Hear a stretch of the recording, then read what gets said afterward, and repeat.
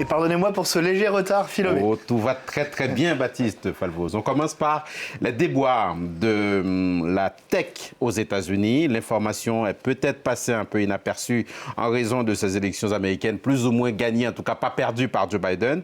Mais le groupe Meta, propriétaire de Facebook et d'Instagram, a annoncé qu'il allait se séparer de quelques 11 000 employés à travers le monde et il n'est visiblement pas le seul. Oui, la fête est finie chez Meta. Mark Zuckerberg, son patron, l'a annoncé dans une lettre contrite mercredi. 11 000 employés, ça représente environ 13% des effectifs de Meta. La fête est finie de façon plus générale dans le secteur de la tech, comme on dit effectivement en anglais. Un coup d'œil sur la plateforme, on va le voir, layoff.fy qui traque en temps réel les annonces de licenciements dans les secteurs des hautes technologies. Elle fait état, vous allez le voir, en haut de cette plateforme, de près de 119 000 personnes licenciées depuis le début de l'année 2002 au niveau mondial, et le secteur de la tech aux États-Unis est particulièrement affecté. Il y avait eu quelques jours, on en a parlé, cette vague de licenciements chez Twitter suite à ce rachat très médiatisé par Elon Musk, et cette vague de licenciements assez brutale, 3700 postes. Snap également, qui détient la messagerie Snapchat, a annoncé plus de 1000 licenciements fin août. Début novembre, vous avez la plateforme de VTC Lyft, 7000 personnes licenciées, 13% des effectifs. Elle a été suivie par Stripe, que vous voyez ici, une entreprise de services de paiement en ligne qui est basée à San Francisco et à Dublin, qui elle a annoncé plus de 1100 licenciements. Bref, je m'arrête là, il y en a bien d'autres, cette liste n'est pas exhaustive. Comment expliquer ces déboires? Alors attention, à chaque entreprise, bien sûr, sa spécificité, mais on peut dégager quand même des grandes tendances. Le secteur de la tech a été trop optimiste, trop euphorique. C'est pas moi qui le dis, ce sont d'ailleurs les principaux concernés. Vous voyez toutes ces déclarations d'excuses. Vous avez le patron de Stripe, Patrick Collison, qui dit: nous avons été trop optimistes, nous avons surembauché, j'ai fait grandir la compagnie trop vite. Ça, c'est Jack Dorsey, le cofondateur de Twitter. Mark Zuckerberg également, on en a parlé. Malheureusement, cela ne s'est pas passé comme je le prévoyais.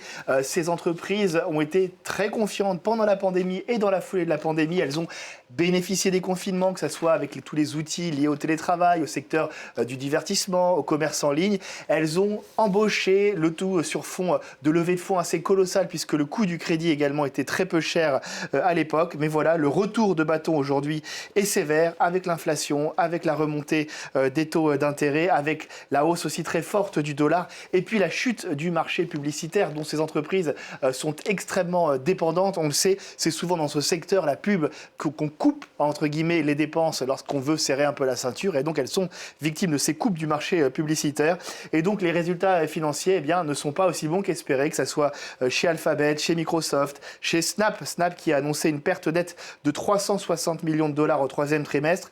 Bref, ce n'est pas encore la crise généralisée, mais en tout cas, c'est la fin d'une certaine ère d'insouciance. Et en ce qui concerne Meta, la maison mère de Facebook, il y a un autre problème, Baptiste, c'est que son super projet, le Metaverse, peine à convaincre. Oui, le Metaverse, l'immense projet présenté en grande pompe, on se rappelle l'an dernier, par Mark Zuckerberg, ce monde numérique, ce monde parallèle, virtuel, dans lequel on peut s'immiscer, on peut venir rencontrer des amis, on peut visiter différents endroits de la planète, on pourra peut-être un jour tenir des réunions de travail. Ce monde dans lequel on pénètre avec un casque de réalité virtuelle ne trouve pas pour l'instant le public espéré.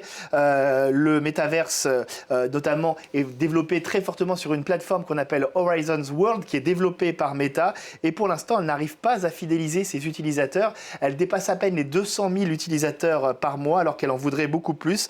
Attention, ce n'est que le début. C'est comme souvent ce genre de projet, ça se calcule sur plusieurs années, mais quand on sait quand même que Mark Zuckerberg a promis de dépenser plus de 10 milliards de dollars sur le Metaverse chaque année, on se doute bien que ça va être scruté de très près par les investisseurs. Merci beaucoup, Baptiste Falvoz, pour votre chronique sur ces déboires de la tech américaine.